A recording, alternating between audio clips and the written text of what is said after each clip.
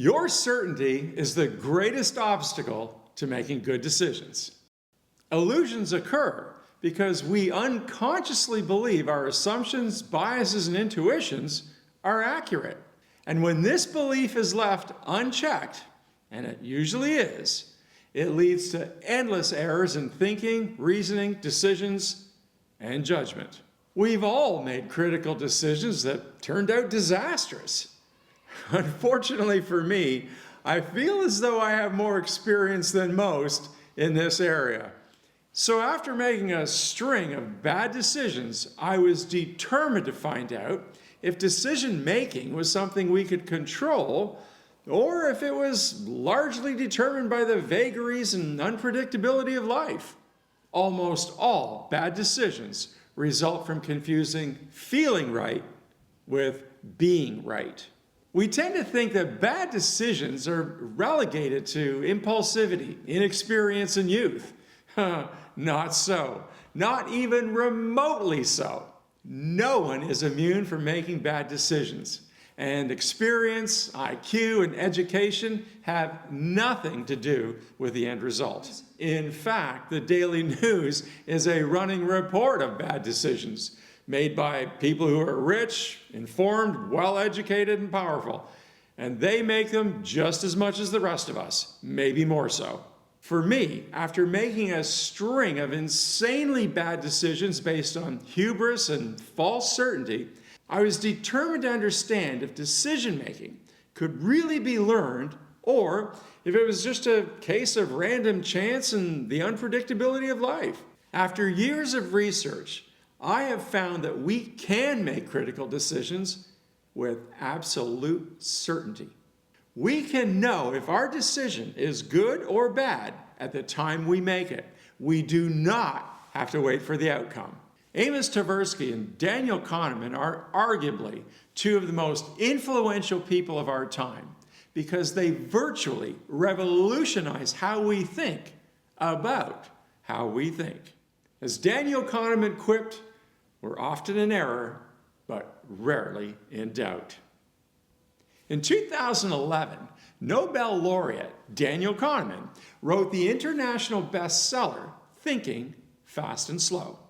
In this fascinating book, he shares several personal stories about his own experiences with judgments and decisions. The story that he shares, and that I'm going to share with you, particularly illustrates the challenges we create whenever we try to navigate our world solely through the lens of our perception and interpretation.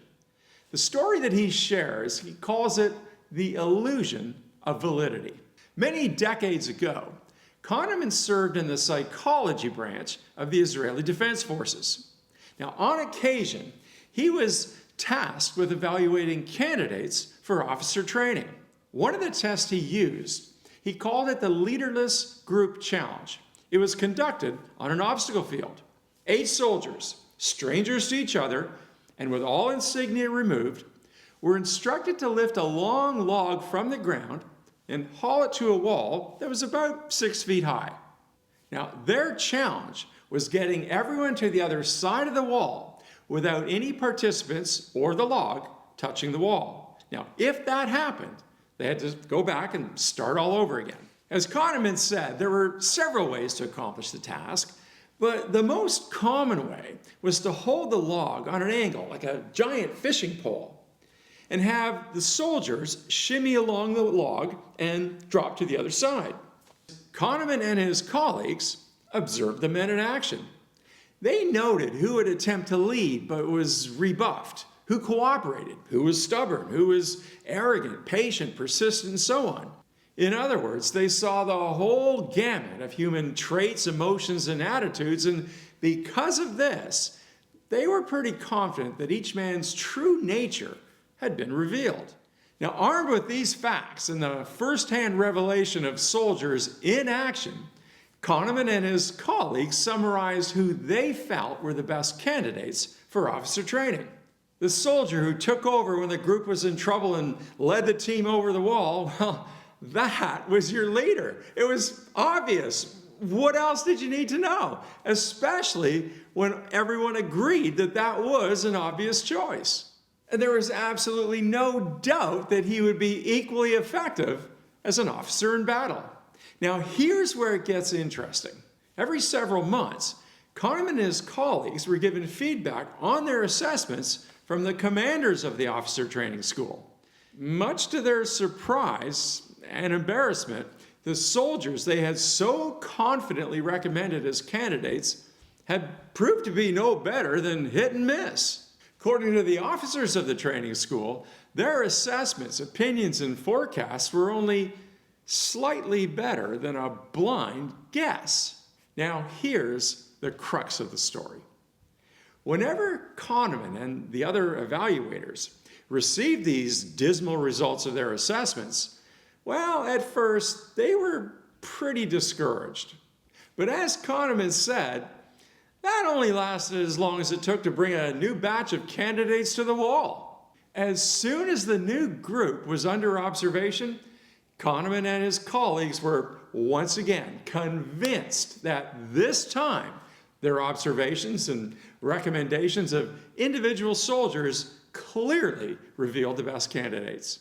As Kahneman noted after many years of retrospection, he said, the global evidence of our inability to predict the best soldiers for officer training failed to weaken our confidence. Oh, sure, he said, we acknowledge that our track record was, a little less than perfect overall. But that uncertainty was pretty fleeting. Just as soon as we returned to the wall and watched the soldiers in action, and we all agreed that this or that candidate was an obvious choice, once again, we became convinced that this time we really did find the best soldiers. As Kahneman reflected, this was a clear instance of the representative heuristic in action. We observed 1 hour of a soldier's behavior in an artificial situation, and because of that, we felt we knew he would not only rise to the challenge of officer training, but also be a bona fide leader in the heat of battle.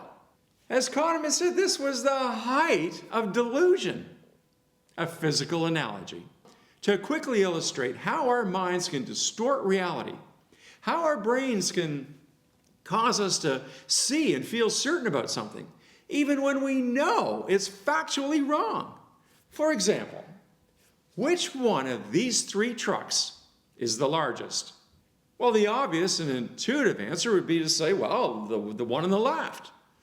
But if you took a ruler and measured these 3 trucks, you'll see they're all exactly the same size.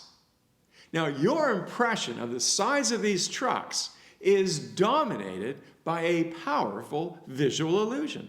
Your perceptual system has automatically substituted a 3-dimensional image for a 2-dimensional image, which creates the illusion of different sizes. Now, here's the thing. It made this substitution of its own volition. You had absolutely no conscious say in the matter. Now, in this instance, this substitution, obviously it causes no harm. But as we have just seen in Kahneman's case, we make cognitive substitutions all the time, only we don't realize it. We constantly mistake feeling right for being right. The wall in Kahneman's story is a perfect metaphor. The soldiers, they were able to scale the physical wall, but Kahneman and his colleagues were unable to climb the cognitive wall. That being the cognitive wall of their biases, assumptions, intuitions, perceptions, false beliefs, and false confidence. This story perfectly exemplifies the challenge of decision-making, the challenge of sorting out our biases, assumptions, and ancient survival reactions from objective reality, especially when we're making those dozen or so decisions that will shape our lives. Certainty is often illusory. Now, here's the critical point. Even when we know we're mired in cognitive traps and delusions, when we're basing our judgments and decisions on false certainty, unless we have a process to de-bias our thinking and judgments, we will often forge ahead despite ourselves. Scientific studies have repeatedly shown that we are not rational creatures making rational decisions.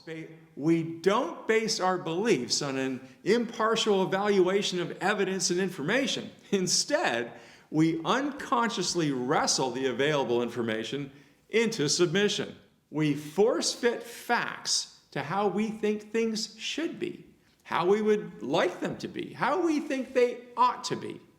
And that human tendency, if left unchecked, will lead to a lifetime of decisional error.